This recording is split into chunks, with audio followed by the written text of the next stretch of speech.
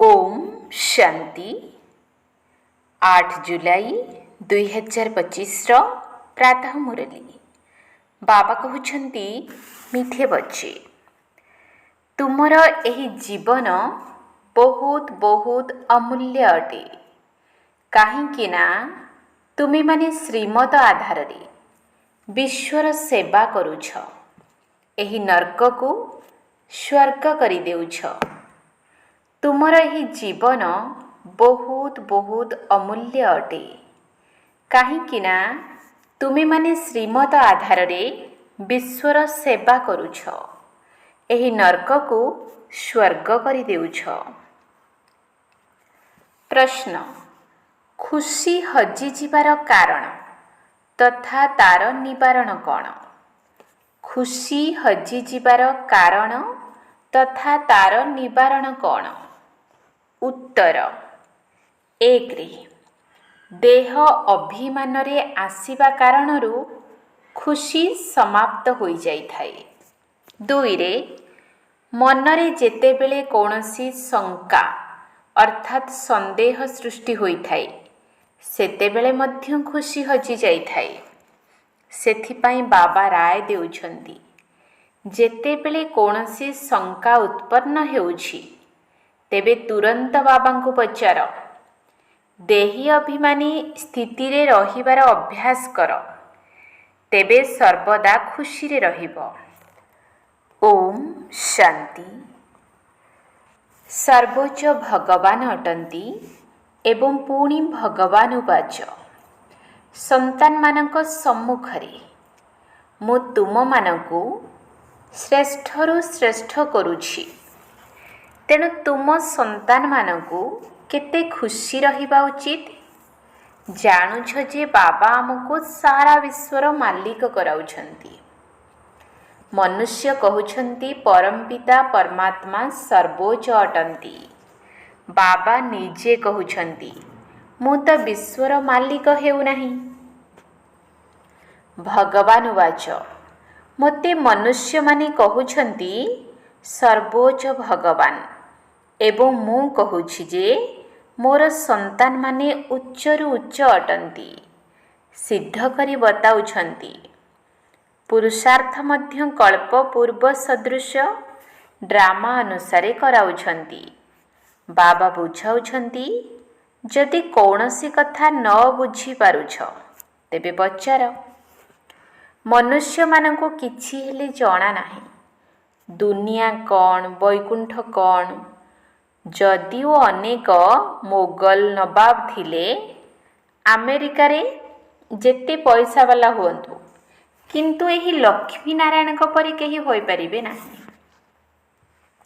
सेमाने तो white house आदि तैयारी करुछंती किंतु सेठारे तो रत्न जड़ित गोल्डन हाउस हेबो ताकू सुख धाम कहा जाउछि। तुमर ही पाठ हीरो हीरोइन र अटे तुमे डायमंड हेउछ। गोल्डन एज थिला वर्तमान आयरन एज होई जाइछि। बाबा कहउछंती तुमे केते भाग्यशाली अट। स्वयं भगवान निजे बुझाउछंती तेणु तुमे केते खुशी रे रहिबा उचित। तुमर एही पाठ पढ़ा नुआ दुनिया पाई उद्दिष्ट। तुमर एही जीवन बहुत अमूल्य अटे कहीं तुमे विश्वर सेवा करुछ। बाबा को डाकुछंती मध्य आपण आसी नर्क को स्वर्ग करांतु। हेभेनली गॉड फादर कहउछंती ना। बाबा कहउछंती तुमे स्वर्ग रे थिल ना एबे नर्क रे अछ पुणी स्वर्ग को जीव। नर्क आरंभ हेले पुणी स्वर्गर कथा भूली जाउछंती। एहा तो पुणी थरे हेबो। पुणी मध्य तुमको सत्य युगरु कली युग को निश्चय आसीबा को हेबो। बाबा बारंबार संतान मानकु कहउछंती जे जदि मनरे कोनोसी शंका अछि जहा द्वारा खुशी रहु नाही तेबे कुह। बाबा बसी पढ़ाउछंती तेणु पढ़िबा दरकार ना। खुशी रहु नाही କାହିଁକିନା ତୁମେ ଦେହ ଅଭିମାନରେ ଆସିଯାଉଛ। ଖୁସି ତ ହେବା ଉଚିତ ନା। ବାବା ତ କେବଳ ବ୍ରହ୍ମାଣ୍ଡର ମାଲିକ ଅଟନ୍ତି। ତୁମେ ତ ସାରା ବିଶ୍ୱର ମଧ୍ୟ ମାଲିକ ହେଉଛ। ଯଦିଓ ବାବାଙ୍କୁ ରଚୟିତା କୁହାଯାଉଛି, କିନ୍ତୁ ଏପରି ନୁହେଁ ଯେ ପ୍ରଳୟ ହୋଇଯିବ ପୁଣି ନୂଆ ଦୁନିଆ ରଚନା କରିବେ। ନା, ବାବା କହୁଛନ୍ତି ମୁଁ କେବଳ ପୁରୁଣାକୁ ନୂଆ କରାଉଛି, ପୁରୁଣା ଦୁନିଆର ବିନାଶ କରାଉଛି, ତୁମକୁ ନୂଆ ଦୁନିଆର ମାଲିକ କରାଉଛି। ମୁଁ କିଛି କରୁନାହିଁ। ଏହା ମଧ୍ୟ ଡ୍ରାମାରେ ନିର୍ଦ୍ଧାରିତ ରହିଛି। ପତିତ ଦୁନିଆକୁ ହିଁ ମୋତେ ଡାକୁଛନ୍ତି। ପିଲାମାନଙ୍କୁ ପାରସନାଥ କରାଉଛି। ତେଣୁ ପିଲାମାନେ ନିଜେ ପାରସପୁରୀକୁ ଆସିଯାଉଛନ୍ତି। ସେଠାକୁ ତ ମୋତେ କେହି କେବେ ଡାକୁ ନାହାନ୍ତି। କେବେ ଡାକୁଛ କି ଯେ ବାବା ପାରସପୁରୀକୁ ଆସି ଟିକିଏ ବୁଲିକରି ତ ଯାଅ? ଡାକୁ ହିଁ ନାହାନ୍ତି। ଗାୟନ ମଧ୍ୟ ରହିଛି। ଦୁଃଖରେ ସମସ୍ତେ ସ୍ମରଣ କରନ୍ତି। ପତିତ ଦୁନିଆରେ ମନେ ପକାଉଛନ୍ତି। ସୁଖରେ କେହି ମନେ ପକାଉନାହାନ୍ତି। ନା ୟାଦ କରୁଛନ୍ତି ନା ଡାକୁଛନ୍ତି। କେବଳ ଦ୍ୱାପରରେ ମନ୍ଦିର ତିଆରି କରି ମୋତେ ସେଠାରେ ରଖିଦେଉଛନ୍ତି। ପଥରର ନହେଲେ ବି ହୀରାର ଲିଙ୍ଗ ତିଆରି କରି ରଖିଦେଉଛନ୍ତି ପୂଜା କରିବା ପାଇଁ। କେତେ ଆଶ୍ଚର୍ଯ୍ୟର କଥା ଅଟେ। ଏସବୁ କଥା ଭଲ ଭାବରେ କାନ ଖୋଲି ଶୁଣିବା ଦରକାର। କାନକୁ ମଧ୍ୟ ପବିତ୍ର କରିବାକୁ ହେବ। ପ୍ରଥମେ ହେଉଛି ପବିତ୍ରତା। କୁହନ୍ତି ବାଘୁଣୀର କ୍ଷୀର ସୁନାର ପାତ୍ରରେ ହିଁ ରହିପାରିବ। ଏଠାରେ ମଧ୍ୟ ପବିତ୍ରତା ଥିଲେ ହିଁ ଧାରଣା ହେବ। ବାବା କହୁଛନ୍ତି କାମ ମହାଶତ୍ରୁ ଅଟେ। ଏହା ଉପରେ ବିଜୟ ପ୍ରାପ୍ତ କରିବାକୁ ହେବ। ଏହା ତୁମର ଅନ୍ତିମ ଜନ୍ମ। ଏକଥା ମଧ୍ୟ ତୁମେ ଜାଣିଛ।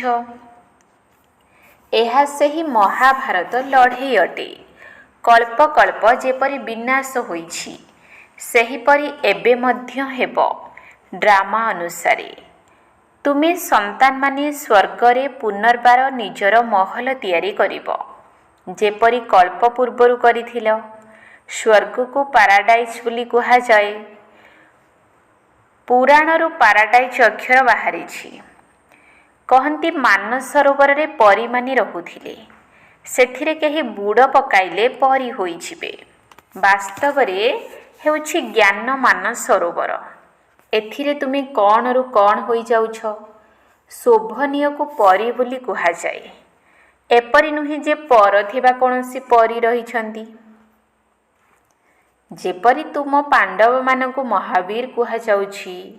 ସେମାନେ ପୁଣି ପାଣ୍ଡବମାନଙ୍କର ବହୁତ ବଡ଼ ବଡ଼ ଚିତ୍ର ଗୁମ୍ଫା ଆଦିରେ ବସିଥିବାର ଦେଖାଇ ଦେଇଛନ୍ତି। ଭକ୍ତି ମାର୍ଗରେ କେତେ ପଇସା ବର୍ବାଦ କରୁଛନ୍ତି। ବାବା କହୁଛନ୍ତି ମୁଁ ତ ସନ୍ତାନମାନଙ୍କୁ କେତେ ସାହୁକାର କରାଇଥିଲି। ତୁମେ ଏତେ ସବୁ ପଇସା କ'ଣ କଲ? ଭାରତ କେତେ ସାହୁକାର ଥିଲା। ଏବେ ଭାରତର କ'ଣ ଅବସ୍ଥା ହୋଇଛି? ଯିଏ 100% ସାହୁକାର ଥିଲା, ଏବେ 100% ଗରିବ ହୋଇଯାଇଛି। ଏବେ ତୁମମାନଙ୍କୁ କେତେ ପ୍ରସ୍ତୁତି କରିବା ଦରକାର। ପିଲାମାନଙ୍କୁ ମଧ୍ୟ ଏହି କଥା ବୁଝାଇବାକୁ ହେବ ଯେ ଶିବ ବାବାଙ୍କୁ ୟାଦ କର, ତେବେ ତୁମେ କୃଷ୍ଣଙ୍କ ପରି ହୋଇଯିବ। ତେଣୁ ତୁମ ସନ୍ତାନମାନଙ୍କୁ କେତେ ଖୁସି ରହିବା ଉଚିତ। କିନ୍ତୁ ସେହିମାନେ ଅସରନ୍ତି ଖୁସିରେ ରହିପାରିବେ ଯିଏ ସର୍ବଦା ଅନ୍ୟର ସେବା କରୁଥିବେ। ମୁଖ୍ୟ ଧାରଣା ହେଉଛି ଚଳଣି। ବହୁତ ରାଜକୀୟ ହେବା ଦରକାର। ଖାଦ୍ୟ ପାନୀୟ ବହୁତ ସୁନ୍ଦର। ତୁମ ପାଖକୁ ଯେତେବେଳେ କେହି ଆସୁଛନ୍ତି, ତାଙ୍କର ପ୍ରତ୍ୟେକ ପ୍ରକାରର ସେବା କରିବା ଉଚିତ। ସ୍ଥୂଳ ବି ସୂକ୍ଷ୍ମ ବି, ଜିସ୍ମାନି ରୁହାନୀ ଉଭୟ କରିବା ଦ୍ୱାରା ବହୁତ ଖୁସି ହେବେ। କେହି ବି ଆସିଲେ ତାଙ୍କୁ ତୁମେ ପ୍ରକୃତ ସତ୍ୟନାରାୟଣଙ୍କର କଥା ଶୁଣାଅ। ଶାସ୍ତ୍ରରେ ତ କ'ଣ କାହାଣୀ ସବୁ ଲେଖିଦେଇଛନ୍ତି। ବିଷ୍ଣୁଙ୍କ ନାଭିରୁ ବ୍ରହ୍ମା ବାହାରିଲେ, ପୁଣି ବ୍ରହ୍ମାଙ୍କ ହସ୍ତରେ ଶାସ୍ତ୍ର ଦେଇଛନ୍ତି। ତେବେ ବିଷ୍ଣୁଙ୍କ ନାଭିରୁ ବ୍ରହ୍ମା କିପରି ବାହାରୁଛନ୍ତି? ଏହା କେତେ ରହସ୍ୟ ରହିଛି। ଆଉ କେହି ତ ଏକଥାକୁ ବୁଝିପାରୁନାହାନ୍ତି। ନାଭିରୁ ବାହାରିବାର ତ କଥା ହିଁ ନାହିଁ। ବ୍ରହ୍ମା ହିଁ ବିଷ୍ଣୁ, ବିଷ୍ଣୁ ହିଁ ବ୍ରହ୍ମା ହେଉଛନ୍ତି। ବ୍ରହ୍ମାଙ୍କୁ ବିଷ୍ଣୁ ହେବା ପାଇଁ 1 ସେକେଣ୍ଡ ଲାଗୁଛି। ସେକେଣ୍ଡରେ ଜୀବନ ମୁକ୍ତି କୁହାଯାଉଛି ନା। ବାବା ସାକ୍ଷାତକାର କରାଇଲେ ଯେ ତୁମେ ବିଷ୍ଣୁଙ୍କର ରୂପ ହେଉଛ। ସେକେଣ୍ଡରେ ବିଶ୍ୱାସ ହୋଇଗଲା। ବିନାଶର ସାକ୍ଷାତକାର ମଧ୍ୟ ହେଲା। ନଚେତ୍ କଲିକତାରେ ଯେପରି ରାଜକୀୟ ଠାଣିରେ ରହୁଥିଲେ, କୌଣସି ଅସୁବିଧା ନଥିଲା, ବହୁତ ରାଜକୀୟ ଭାବେ ରହୁଥିଲେ। ଏବେ ବାବା ତୁମକୁ ଏହି ଜ୍ଞାନରତ୍ନର ବ୍ୟାପାର ଶିଖାଉଛନ୍ତି। ଦୁନିଆର ବ୍ୟାପାର ତ ଏହା ଆଗରେ କିଛି ବି ନୁହେଁ। କିନ୍ତୁ ତୁମର ଏବଂ ଏହାଙ୍କ ଅଭିନୟରେ ଫରକ ରହିଛି। ବାବା ଏହାଙ୍କ ଶରୀରରେ ପ୍ରବେଶ କରିବାରୁ ତୁରନ୍ତ ସବୁ ଛାଡ଼ିଦେଲେ। ଭଟି ହେବାର ଥିଲା। ତୁମେ ମଧ୍ୟ ସବୁ କିଛି ଛାଡ଼ିଛ। ନଦୀ ପାର କରି ଆସି ତପସ୍ୟାରେ ରହିଲେ। କ'ଣ ହେଲା? କିଛି ହେଲେ ଚିନ୍ତା ନାହିଁ। କହୁଛନ୍ତି ଶ୍ରୀକୃଷ୍ଣ ହରଣ କରିନେଲେ। କାହିଁକି ହରଣ କଲେ? ତାଙ୍କୁ ପାଟରାଣୀ କରିବା ପାଇଁ। ଏହି ଭଟି ମଧ୍ୟ କରାଯାଉଛି ତୁମ ସନ୍ତାନମାନଙ୍କୁ ସ୍ୱର୍ଗର ମହାରାଣୀ କରିବା ପାଇଁ। ଶାସ୍ତ୍ରରେ ତ କ'ଣ ସବୁ ଲେଖିଦେଇଛନ୍ତି, କିନ୍ତୁ ପ୍ରାକ୍ଟିକାଲରେ କ'ଣ ସବୁ ରହିଛି ତାହା ଏବେ ତୁମେ ବୁଝୁଛ। ହରଣ କରିବାର କଥା ହିଁ ନାହିଁ। କଳ୍ପ ପୂର୍ବରୁ ମଧ୍ୟ ଗାଳି ଖାଇଥିଲେ, ନାମ ବଦନାମ ହୋଇଥିଲା। ଏହା ତ ହେଉଛି ଡ୍ରାମା। ଯାହା କିଛି ହେଉଛି କଳ୍ପପୂର୍ବ ସଦୃଶ। ଏବେ ତୁମେ ଭଲ ଭାବରେ ଜାଣିଛ ଯେ କଳ୍ପ ପୂର୍ବରୁ ଯେଉଁମାନେ ରାଜ୍ୟ ନେଇଥିଲେ ସେମାନେ ନିଶ୍ଚୟ ଆସିବେ। ବାବା କହୁଛନ୍ତି ମୁଁ ମଧ୍ୟ କଳ୍ପ କଳ୍ପ ଆସି ଭାରତକୁ ସ୍ୱର୍ଗ କରାଉଛି। ପୁରା 84 ଜନ୍ମର ହିସାବ ବତାଉଛି। ସତ୍ୟ ଯୁଗରେ ତୁମେ ଅମର ରହିବ। ସେଠାରେ ଅକାଳ ମୃତ୍ୟୁ ହୁଏ ନାହିଁ। ଶିବ ବାବା କାଳ ଉପରେ ବିଜୟ ପ୍ରାପ୍ତ କରାଉଛନ୍ତି। କହୁଛନ୍ତି ମୁଁ କାଳର କାଳ ମହାକାଳ ଅଟେ। କାହାଣୀ ମଧ୍ୟ ରହିଛି ନା। ତୁମେ କାଳ ଉପରେ ବିଜୟ ପ୍ରାପ୍ତ କରୁଛ। ତୁମେ ଅମର ଲୋକକୁ ଯାଉଛ। ଅମର ଲୋକରେ ଉଚ୍ଚ ପଦ ପାଇବା ପାଇଁ ପ୍ରଥମତଃ ପବିତ୍ର ହେବାକୁ ପଡ଼ିବ। ଦ୍ୱିତୀୟରେ ପୁଣି ଦୈବୀ ଗୁଣ ମଧ୍ୟ ଧାରଣ କରିବାକୁ ହେବ। ପ୍ରତ୍ୟେହ ନିଜର ଚାର୍ଟ ରଖ। ରାବଣ ଦ୍ୱାରା ତୁମର କ୍ଷତି ହୋଇଛି, ମୋ ଦ୍ୱାରା ଲାଭ ହେଉଛି। ବ୍ୟାପାରୀ ଲୋକେ ଏହି କଥାକୁ ଭଲ ଭାବରେ ବୁଝିବେ। ଏହା ହେଉଛି ଜ୍ଞାନରତ୍ନ। କୋଟିକରେ କେହି ବ୍ୟାପାରୀ ଏହାଙ୍କ ସହିତ ବ୍ୟାପାର କରିବେ। ତୁମେ ଏଠାକୁ ବ୍ୟାପାର କରିବାକୁ ଆସିଛ। କେହି ତ ଭଲ ଭାବରେ ବ୍ୟାପାର କରି ସ୍ୱର୍ଗର ସଉଦା ନେଉଛନ୍ତି 21 ଜନ୍ମ ପାଇଁ। 21 ଜନ୍ମ ବି କ'ଣ, 50-60 ଜନ୍ମ ତୁମେ ବହୁତ ସୁଖୀ ରହିବ। ପଦମପତି ହେଉଛ। ଦେବତାଙ୍କର ପାଦ ପଦ୍ମ ଦର୍ଶାଇଛନ୍ତି ନା। ଅର୍ଥ କିଛି ବୁଝୁନାହାନ୍ତି। ତୁମେ ଏବେ ପଦମପତି ହେଉଛ। ତେଣୁ ତୁମେ କେତେ ଖୁସି ହେବା ଉଚିତ। ବାବା କହୁଛନ୍ତି ମୁଁ କେତେ ସାଧାରଣ ଅଟେ। ତୁମ ସନ୍ତାନମାନଙ୍କୁ ସ୍ୱର୍ଗକୁ ନେଇଯିବାକୁ ଆସିଛି। ଡାକୁଛ ମଧ୍ୟ ହେ ପତିତ ପାବନ ଆସ, ଆସିକରି ପବିତ୍ର କରାଅ। ସୁଖଧାମରେ ସମସ୍ତେ ପବିତ୍ର ରହିବେ। ଶାନ୍ତିଧାମର କୌଣସି ଇତିହାସ ଭୂଗୋଳ ନାହିଁ। ତାହା ତ ଆତ୍ମାମାନଙ୍କର ବୃକ୍ଷ ଅଟେ। ସୂକ୍ଷ୍ମ ବତନର କୌଣସି କଥା ହିଁ ନାହିଁ। ବାକି ଏହି ସୃଷ୍ଟିଚକ୍ର କିପରି ଘୁରୁଛି ତାହା ତୁମେ ଜାଣିଗଲଣି। ସତ୍ୟ ଯୁଗରେ ଲକ୍ଷ୍ମୀନାରାୟଣଙ୍କର ରାଜଧାନୀ ଥିଲା। ଏପରି ନୁହେଁ 1 ଲକ୍ଷ୍ମୀନାରାୟଣ ହିଁ ରାଜତ୍ୱ କରିବେ। ବୃଦ୍ଧି ତ ହେବ ନା। ପୁଣି ଦ୍ୱାପରରେ ସେ ହିଁ ପୂଜ୍ୟରୁ ପୂଜାରୀ ହେଉଛନ୍ତି। ପୁଣି ମନୁଷ୍ୟ ପରମାତ୍ମାଙ୍କ ନିମନ୍ତେ କହିଦେଉଛନ୍ତି ନିଜେ ହିଁ ପୂଜ୍ୟ। ଯେପରି ପରମାତ୍ମାଙ୍କ ନିମନ୍ତେ ସର୍ବବ୍ୟାପୀ କହିଦେଉଛନ୍ତି, ଏହି କଥାକୁ କେବଳ ତୁମେ ହିଁ ବୁଝୁଛ। ଅଧାକଳ୍ପ ତୁମେ ଗାୟନ କରି ଆସିଛ ସର୍ବୋଚ୍ଚ ଭଗବାନ, ଏବଂ ବର୍ତ୍ତମାନ ଭଗବାନ କହୁଛନ୍ତି ଉଚ୍ଚରୁ ଉଚ୍ଚ ତୁମେ ସନ୍ତାନମାନେ ଅଟ। ତେଣୁ ଏପରି ବାବାଙ୍କର ରାୟ ଆଧାରରେ ମଧ୍ୟ ଚାଲିବା ଉଚିତ ନା। ଗୃହସ୍ଥ ବ୍ୟବହାରରେ ମଧ୍ୟ ସମ୍ଭାଳିବାକୁ ହେବ। ଏଠାରେ ତ ସମସ୍ତେ ସ୍ଥାୟୀ ଭାବେ ରହିପାରିବେ ନାହିଁ। ସମସ୍ତେ ରହିଲେ ତ କେତେ ବଡ଼ ଘର ତିଆରି କରିବାକୁ ପଡ଼ିବ। एकथा मध्य तुमे दिने देखिब जे तळु ऊपर पर्यंत केते बड़ धाड़ी लगी दर्शन करिबा पाई। काहाकू दर्शन न मिलिले गाली देबारे मध्य लागी पड़ी थांती। भाबुछंती जे महात्मांकर दर्शन करिबु। वर्तमान बाबा तो हेउछंती संतान मानकर, संतान मानकू ही पढ़ाउछंती। तुमे जाहाकू रास्ता बताउछ केही तो भल भाबरे चालुछंती, केही केही धारणा करि पारु नाहंती।